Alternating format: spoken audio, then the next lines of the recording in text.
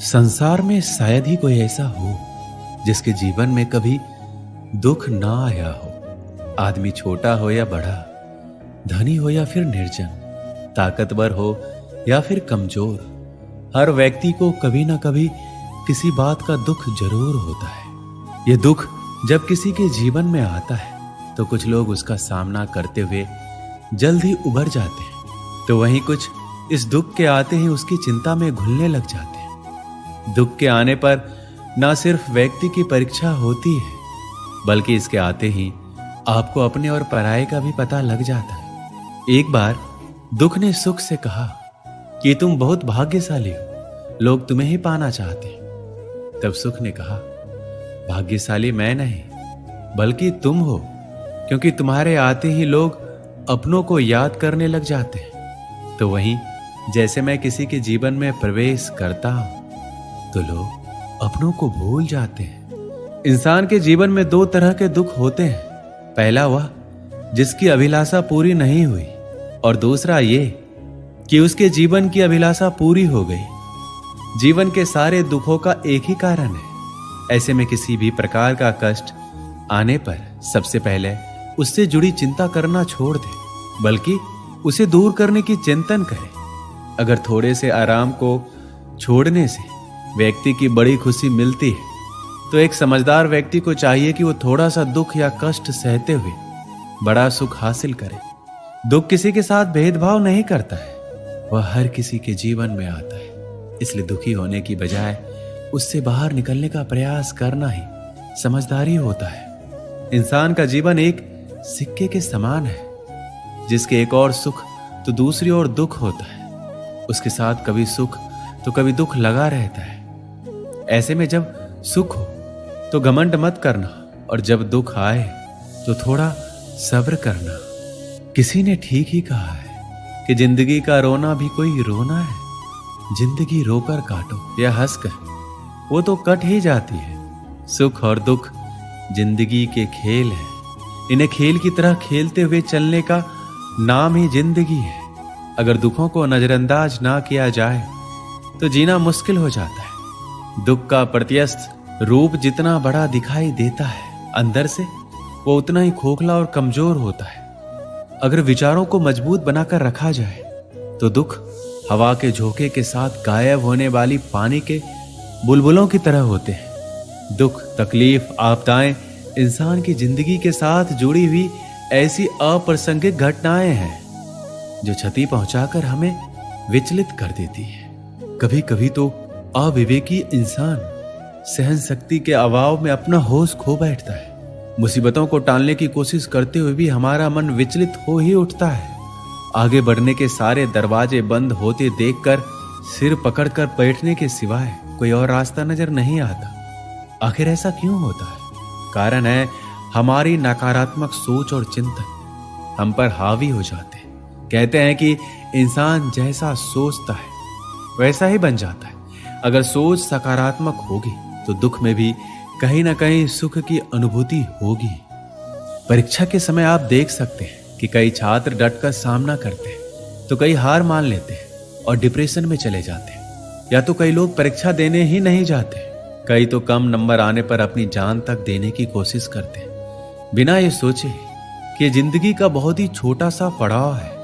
प्रकृति ने हमें रास्ता बताया है कि दुख तकलीफों के समय रोने, सिर पीटने या डरने की बजाय अपने आप पर, अपने कर्मों पर विश्वास रखिए, जिससे कि आगे बढ़ने के लिए शक्ति, प्रेरणा और लक्ष्य मिले।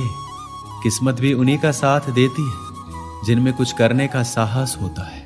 हर एक दिन एक जैसे नहीं होते। प्रकृति का नियम है कि रात के बाद दिन जरूर आता है। यहां कुछ भी स्थायी नहीं है।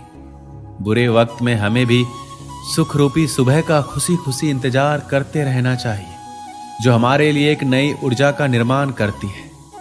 दूसरों से तुलना करके अपने भाग्य को कोसने की बजाय अपनी अच्छी बुरी आदतों, कमजोरियों और ताकतों को परखें और हिम्मत न हार कर आगे बढ़ते रहें। श्री कृष्ण कहते हैं, जीवन में कभी भी किसी चीज को लेकर अभिमान नहीं करना चाहिए, क्योंकि पत्थर जब पानी में गिरता है तो अपने वजन के चलते ही उसमें डूब जाता है। जिंदगी अध्यापक से ज्यादा सख्त होती है, क्योंकि अध्यापक आपको सबक सिखाने के बाद आपकी परीक्षा लेते हैं, लेकिन जिंदगी परीक्षा लेकर आपको सबक सिखाती है। जिस तरह हवा कभी भी एक दिशा में नहीं बहती, समय समय पर बदलती रहती है, कुछ ऐसे ही आपकी किस्मत भी है जो समय समय पर बदलती रहती है। इसलिए जीवन में आने वाले किसी भी दुख, नाकामयाबी से कभी निराश ना हो। मनुष्य के जीवन में कभी भी समस्याएं या फिर कहें चुनौतियां कभी भी यूं ही नहीं आया करती है। इनके आने में एक संदेश छिपा होता है कि आने वाले समय में आपको जीवन में बड़ा बदलाव लाना है। यदि आप चाहते हैं कि आपको अपनी मेहनत का पूरा फल समय पर मिले, तो आपको उसके करने का तरीका या फिर कहें तो खुद के जीवन में बदलाव लाना होगा। खुद को भीड़ का हिस्सा बनाने से रोकना होगा, क्योंकि भीड़ में जाने वाले व्यक्ति की पहचान कहीं गुम हो जाती है।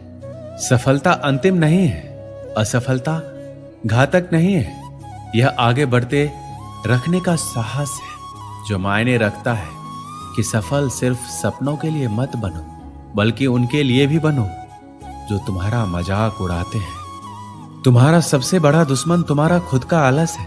इंतजार मत कीजिए, सही समय कभी नहीं आता।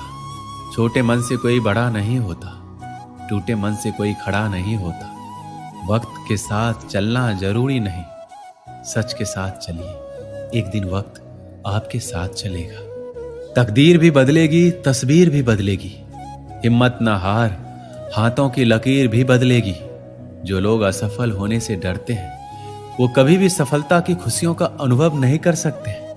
धैर्य ही है जो जिंदगी की किताब के हर पन्ने को बांध कर रखता है। इंतजार करने वालों को तो सिर्फ उतना ही मिलता है जितना कोशिश करने वाले छोड़ देते हैं। अगर परमात्मा तुम्हें कष्ट के पास ले आया है, तो अवश्य ही वो तुम्हें कष्ट के पार भी ले जाएगा। स्वयं खुद को साबित करो, दूसरों को नहीं। महानता कभी ना गिरने में नहीं है, बल्कि हर बार गिरकर उठ जाने में है। खुद पर विश्वास रखें, सब कुछ संभव है। जो उड़ने का शौक रखते हैं, वो गिरने का खौफ नहीं रखते। जीवन में प्रयास सदैव कीजिए। लक्ष्य मिले या अनुभव, दोनों ही अनमोल है। जिसका उदय निश्चित है, उसे दुनिया की कोई ताकत नहीं रोक सकती। कभी कभी कठिन परिस्थितियों को टालने की नहीं, बल्कि उनका सामना करने की जरूरत होती है। तभी आपको परम आनंद की प्राप्ति होगी। एक युवक एक संत के पास आया। उसने संत से कहा कि वह अपने जीवन में सफलता के सर्वोच्च शिखर पर पहुंचना चाहता है, लेकिन वह निम्न स्तर से इसकी शुरुआत नहीं कर सकता। आप कोई ऐसा उपाय या मार्ग बताएं जिससे वह अपने लक्ष्य को हासिल कर ले। संत मुस्कुराए और बोले, जाओ बगीचे से एक गुलाब का सबसे सुंदर फूल लेकर आओ। शर्त यह है कि तुम जिसे पीछे छोड़ दोगे, उसे दोबारा नहीं तोड़ सकते। युवक शर्त मान गया और बगीचे की ओर चला गया। बगीचे में गुलाब के बहुत सारे सुंदर फूल खिले थे। उसने एक सुंदर गुलाब तोड़ लिया। अगले ही पल उसे आगे दूसरा सुंदर फूल दिखाई दिया। उसने पुराने को छोड़ दिया और आगे बढ़ गया। जब उसके पास पहुंचा तो उससे सुंदर फूल उसके आगे दिखाई दिया। वह फिर आगे बढ़ गया। ऐसा करते करते वह बगीचे के आखिरी छोर पर आ गया। अब वहां सूखे और मुरझाए हुए फूल बचे थे। शर्त के अनुसार सुंदर फूल लेने के लिए पीछे नहीं जाना था, इसलिए वह खाली हाथ ही वापस आ गया। संत ने उस युवक से पूछा कि तुम गुलाब का सबसे सुंदर फूल लेने गए थे, क्या हुआ?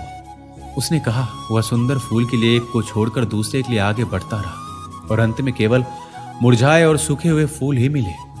शर्त को मानते हुए मैं ताजे और सुंदर फूल नहीं ला पाया। संत हंसने लगे। उसने कहा कि यह जीवन भी इसी तरह है। इसमें प्रारंभ से ही कर्म करना होता है। कई बार देखा गया है कि सफलता उसी कार्यों और अवसरों में ही होती है। जो लोग अधिक तथा सर्वोच्च की चाह में केवल आगे बढ़ते जाते हैं, आखिर में उनको भी खाली ही हाथ आना पड़ता है। संत की बातों को युवक समझ गया था। उसने अब सभी कार्यों को पूरी लगन और मेहनत से करने का निश्चय किया, ताकि जीवन में मिले अवसरों का पूरा लाभ उठा पाए। दोस्तों, इस वीडियो में बस इतना ही।